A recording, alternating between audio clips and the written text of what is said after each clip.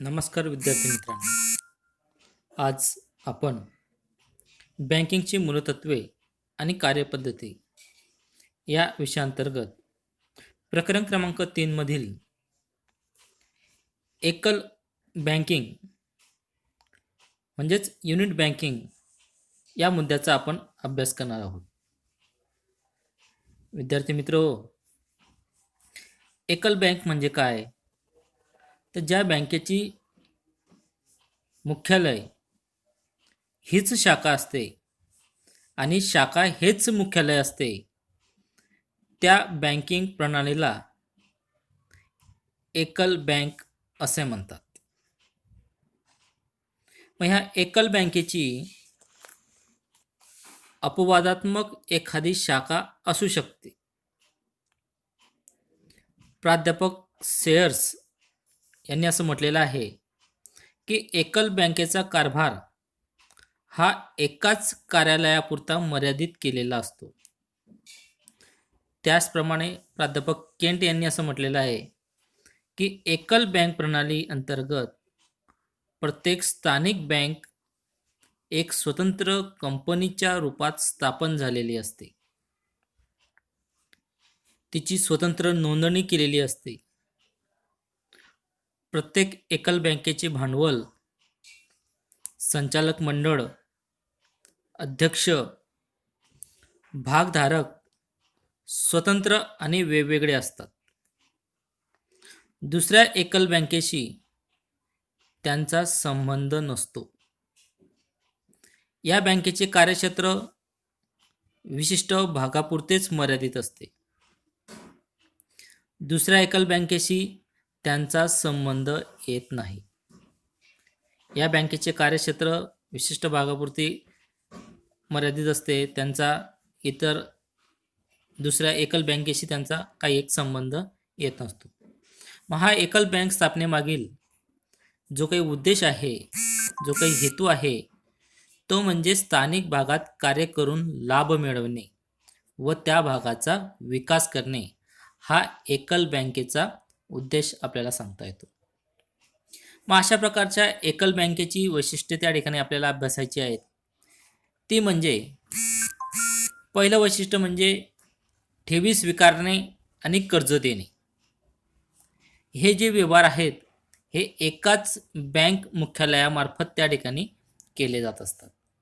अशा प्रकारे पहिलं एक वैशिष्ट्य या ठिकाणी आपल्याला एकल बँकेचं आपल्याला या ठिकाणी सांगता येईल. दुसरं वैशिष्ट्य म्हणजे एकल बँक ही स्वायत्त असते, ती स्वतंत्र असते. अपवादात्मक एखादी शाखा वगळता तिच्या शाखा नसतात. तिसरं वैशिष्ट्य म्हणजे या बँकेचे कार्यक्षेत्र विशिष्ट क्षेत्रापुरतेच मर्यादित असते. चौथं वैशिष्ट्य म्हणजे एकच बँकेचे भांडवल म्हणजे एकल जी बँक आहे त्या बँकेचे भांडवल, संचालक मंडळ, भागधारक स्वतंत्र व वेगवेगळे असतात. अशा प्रकारे एकल बँकेची 4 वैशिष्ट्ये आपल्याला या ठिकाणी सांगता येतात. त्याचप्रमाणे ह्या एकल बँक प्रणालीचे गुण या ठिकाणी आपल्याला अभ्यासायचे आहेत. विद्यार्थी मित्र, पहिला जो गुण आहे तो म्हणजे कार्यक्षम व्यवस्थापन. आता एकल बँकेच्या शाखा नसतात, कार्यक्षेत्र त्यांचे मर्यादित असते, स्थानिक समस्यांची त्यांना जाण असते, स्थानिक समस्यांची त्यांना माहिती असते, बँक व्यवसाय मर्यादित असतो, म्हणून प्रशासनाला किंवा व्यवस्थापनाला बँकेचे व्यवस्थापन कार्यक्षमपणे करता येत असते. हितकारक निर्णय ताबडतोब घेता येतात. दप्तर दिरंगाईचा दोष टाळता येत असतो. अशा प्रकारे एकल बँकेचा हा एक गुण आपल्याला या ठिकाणी सांगता येतो. दुसरा गुण म्हणजे लवचिक आणि गुंतवणुकीस योग्य अशा योजना. तर बँक व्यवसाय मर्यादित असल्याने व्यवस्थापन मंडळास आपल्या धोरणात ताबडतोब बदल करता येत असतात. म्हणजेच धोरणात्मक लवचिकता त्या ठिकाणी येत असते. बँकेकडे ज्या ठेवी जमा होतात त्या योग्य व्यवसायात सुरक्षितपणे गुंतवणूक त्या ठिकाणी करता येतात. गुंतवणुकीच्या सुरक्षित अशा योजना तयार करता येतात. अशा प्रकारे एकल बँक प्रणालीचा हा एक दुसरा गुण या ठिकाणी आपल्याला सांगता येतो. तिसरा गुण म्हणजे अकार्यक्षम बँकांची समाप्ती.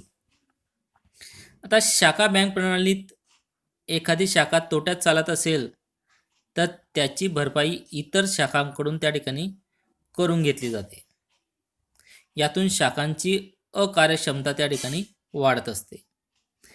परंतु एकल बँक प्रणालीत एकच शाखा असते आणि ती तोट्यात चालत असेल तर ती बँक आपोआप त्या ठिकाणी बंद होते. त्या बँकांचा बँक प्रणालीवरती भार त्या ठिकाणी पडत नाही. म्हणजे एकल ज्या बँक आहेत त्या बँकेचा बँक प्रणालीवरती कोणत्याही प्रकारचा भार हा पडत नसतो. हा एक गुण एकल बँक प्रणालीचा आपल्याला सांगता येतो. पुढचा एक गुण म्हणजे तो म्हणजे व्यवस्थापकीय खर्चात बचत. विद्यार्थी मित्र, शाखा बँक प्रणालीत सर्व शाखांचे नियंत्रण आणि नियमन करण्यासाठी मोठ्या प्रमाणावरती व्यवस्थापकीय खर्च करावा लागतो. एकल बँक प्रणालीत एकच शाखा असते, एकच व्यवस्थापन मंडळ असते, एकच व्यवस्थापक असतो. त्यामुळे व्यवस्थापनावर होणारा खर्च खूपच कमी असतो. पाचवा गुण म्हणजे मक्तेदारीवर नियंत्रण. तर एकल बँक ही आकाराने लहान असते, तिचे कार्यक्षेत्र मर्यादित असते. यामुळे आर्थिक सत्तेचं केंद्रीकरण होऊन ठराविक बँक किंवा व्यक्तीची मक्तेदारी निर्माण होण्याची शक्यता नसते. विद्यार्थी मित्रांनो, मक्तेदारीवरती नियंत्रण हा एक एकल बँक प्रणालीचा एक गुण या ठिकाणी आहे. कारण की एकल बँक ही आकाराने लहान असते, तिचे कार्यक्षेत्र मर्यादित असते. यामुळे आर्थिक सत्तेचं केंद्रीकरण होऊन ठराविक बँक किंवा व्यक्तीची मक्तेदारी निर्माण होण्याची शक्यता नसते. त्याचप्रमाणे पुढचा एक गुण बघू, तो म्हणजे आर्थिक साधनांचे समान वितरण. आता शाखा बँक प्रणालीत एका शाखेचा अतिरिक्त निधी दुसऱ्या शाखेकडे हस्तांतरित केल्याने निधीचे असमान वितरण त्या ठिकाणी होत असते. यातून विषमता निर्माण होते. परंतु एकल बँक प्रणालीत कार्यक्षेत्र मर्यादित असल्याने ज्या भागातून ठेव रूपाने निधी जमा केला जातो त्याच भागात कर्ज रूपाने तो वितरित त्या ठिकाणी केला जात असतो. जे ठेव कर्ज गुणोत्तर आपोआप समानता त्या ठिकाणी ठेव कर्ज गुणोत्तरामध्ये आपोआप समानता निर्माण होत असते. निधीचे समान वितरण त्या ठिकाणी होत असते. त्याचप्रमाणे पुढचा एक गुण त्या ठिकाणी आपण अभ्यासू, तो म्हणजे बँक कार्यक्षमतेत वाढ. विद्यार्थी मित्र, बँकेची शाखा आणि मुख्यालय हे एकच असल्याने दैनंदिन कारभारासाठी निर्णय घेण्यात विलंब लागत नाही. जे एकल बँकेची जी शाखा आणि मुख्यालय काय आहे, एकच असल्याने दैनंदिन कारभारामध्ये त्या ठिकाणी जो काही निर्णय घेता येतो त्या ठिकाणी तो घेण्यामध्ये त्या ठिकाणी विलंब लागत नाही. जमा झालेल्या ठेवींची योग्य ठिकाणी गुंतवणूक केल्याने बँकेची कार्यक्षमता वाढून लाभप्रदता त्या ठिकाणी वाढत असते. आठवा गुण त्या ठिकाणी अभ्यासू, तो म्हणजे स्थानिक गरजांवर आधारित निर्णय. तर एकल बँकेचे कार्यक्षेत्र मर्यादित असल्याने स्थानिक प्रश्नांची जाण त्यांना असते. स्थानिक गरजा त्यांना माहीत असल्याने त्या आपल्या धोरणात व निर्णयात सहज बदल करून आपल्या व्यवसायाची परिणामकारकता ते वाढवू शकतात. अशा प्रकारे एकल बँक प्रणालीचे गुण या ठिकाणी आपल्याला अभ्यासता येतात. त्याचप्रमाणे एकल बँक प्रणालीचे काही दोषही आहेत. त्या दोषांचा आपण या ठिकाणी अभ्यास करूया. विद्यार्थी मित्रांनो, पहिला दोष म्हणजे श्रमविभाजन आणि विशेषीकरण शक्य होत नाही. तर श्रमविभाजन आणि विशेषीकरणातून कार्यक्षमता, उत्पादकता, लाभप्रदता यांच्यामध्ये वाढ होत असते. एकल बँक प्रणालीचा आकार लहान असल्याने त्यांना श्रमविभाजन आणि विशेषीकरण करता येत नाही. त्या श्रमविभाजन आणि विशेषीकरणाच्या अभावाने त्यांना मोठ्या प्रमाणावरती उत्पादनाचे लाभ त्यांना प्राप्त होत नसतात. हा एक दोष एकल बँक प्रणालीचा आपल्याला या ठिकाणी सांगता येतो. त्याचप्रमाणे दुसरा दोष म्हणजे मर्यादित साधने. एकल बँकेचा आकार लहान आणि कार्यक्षेत्र मर्यादित असल्याने त्यांच्याकडे जमा होणाऱ्या ठेवीही ह्या कमी असतात. कर्ज देण्यासाठी त्यांना निधीची कमतरता त्या ठिकाणी भासत असते. त्या मोठ्या व्यावसायिकांना पुरेसा कर्ज पुरवठा करू शकत नाहीत. हा एक दोष एकल बँक प्रणालीचा या ठिकाणी आपल्याला सांगता येतो. पुढचा दोष म्हणजे निधी हस्तांतरणात अडचणी. आता एकल बँक स्थानिक भागातून ठेवी जमा करून कर्ज रूपाने गुंतवणूक त्या ठिकाणी करत असतात. समजा त्यांच्याकडे जेवढ्या ठेवी जमा झाल्यात तेवढ्या कर्जाचे वितरण झाले नाही तर त्यांच्याकडे अतिरिक्त निधी हा पडून राहील. बँकेच्या शाखा नसल्याने तो इतरत्र हस्तांतरित करता येत नाही. निधी हस्तांतरण शक्य नसेल तर बँकेच्या नफ्यावर त्याचा विपरीत परिणाम त्या ठिकाणी होत असतो. हा एक दोष एकल बँक प्रणालीचा या ठिकाणी आपल्याला सांगता येतो. चौथा दोष म्हणजे जोखमीचे विविधीकरण अशक्य. तर एकल बँकेच्या शाखा नसल्याने निधी हस्तांतरण करता येत नाही. निधी हस्तांतरित करता येत नसल्याने जोखीम विविधीकरण शक्य होत नाही. आपल्या कार्यक्षेत्रातच गुंतवणूक करावी लागते. मग ज्या व्यवसायाला कर्ज दिले तो जर अडचणीत आला तर कर्ज देणारी बँक ही अडचणीत त्या ठिकाणी येत असते. त्याचप्रमाणे पुढचा दोष अभ्यासू तो म्हणजे व्याजदरात असमानता. आता शाखा बँक प्रणालीत निधीचं हस्तांतरण शक्य असल्याने व्याजदरात आपोआप समानता निर्माण होत असते.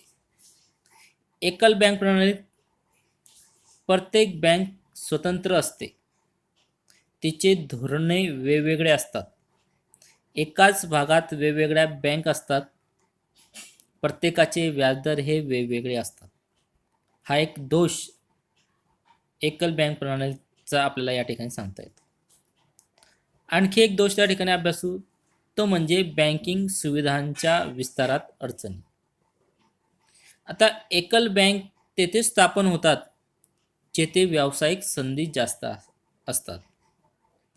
ह्या बँका म्हणजे एकल बँक प्रामुख्याने शहरी भागातच स्थापन केल्या जात असतात.